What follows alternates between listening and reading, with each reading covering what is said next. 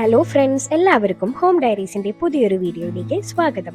ഇന്ന് നമ്മൾ തയ്യാറാക്കാൻ പോകുന്നത് ബോട്ടിൽ ഗാർഡ് പറാത്ത അല്ലെങ്കിൽ ചുരക്ക പറാത്തയാണ്. സാധാരണ ചപ്പാത്തിയിൽ നിന്ന് കുറച്ച് വ്യത്യസ്തമായ വളരെ സോഫ്റ്റായ ഒരു പറാത്തയാണ്. അപ്പോൾ സമയം കളയാതെ വീഡിയോയിലേക്ക് പോകാം.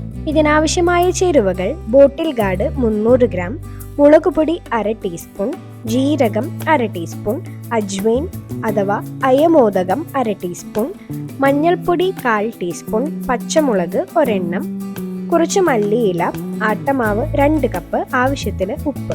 ആദ്യം ചുരക്കയുടെ തോലും കുരുവും നീക്കം ചെയ്ത് നന്നായി ഗ്രേറ്റ് ചെയ്തെടുക്കാം. ഗ്രേറ്റ് ചെയ്ത ചുരക്ക കൈകൊണ്ട് നന്നായി പിഴിഞ്ഞ് അതിലെ വെള്ളം വേറെ മാറ്റിവെക്കണം.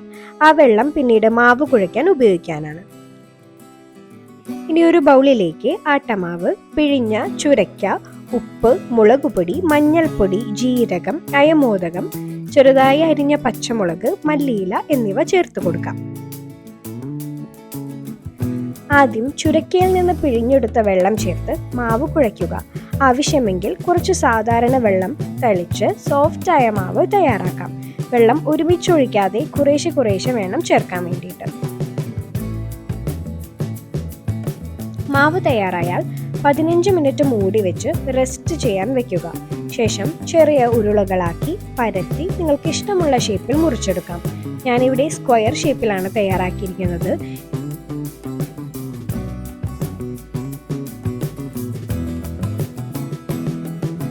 ഇനി ചൂടായ തവയിൽ പറാത്ത ഇട്ട് 2 വശവും നന്നായി ചുട്ടെടുക്കാം. വേണമെങ്കിൽ അല്പം നെയ്യോ എണ്ണയോ പുരട്ടാവുന്നതാണ്. ഇങ്ങനെ തയ്യാറാക്കുന്ന പറാത്ത വളരെ സോഫ്റ്റും നല്ല ടേസ്റ്റിയുമാണ്. ഇതിന് പ്രത്യേകിച്ച് കറി പോലും വേണ്ട, തൈരോ അച്ചാറോ കൂട്ടി കഴിച്ചാൽ നല്ല ടേസ്റ്റി ആയിരിക്കും.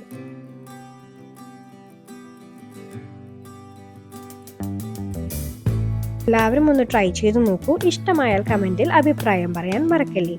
വീഡിയോ ഇഷ്ടമായെങ്കിൽ ഒരു ലൈക്ക് ചെയ്യാനും ചാനൽ ഇതുവരെ സബ്സ്ക്രൈബ് ചെയ്തിട്ടില്ലെങ്കിൽ സബ്സ്ക്രൈബ് ചെയ്ത് ബെൽ ഐക്കണും അമർത്താൻ മറക്കരുത്. അപ്പോൾ അടുത്ത വീഡിയോയിൽ വീണ്ടും കാണാം. Bye bye.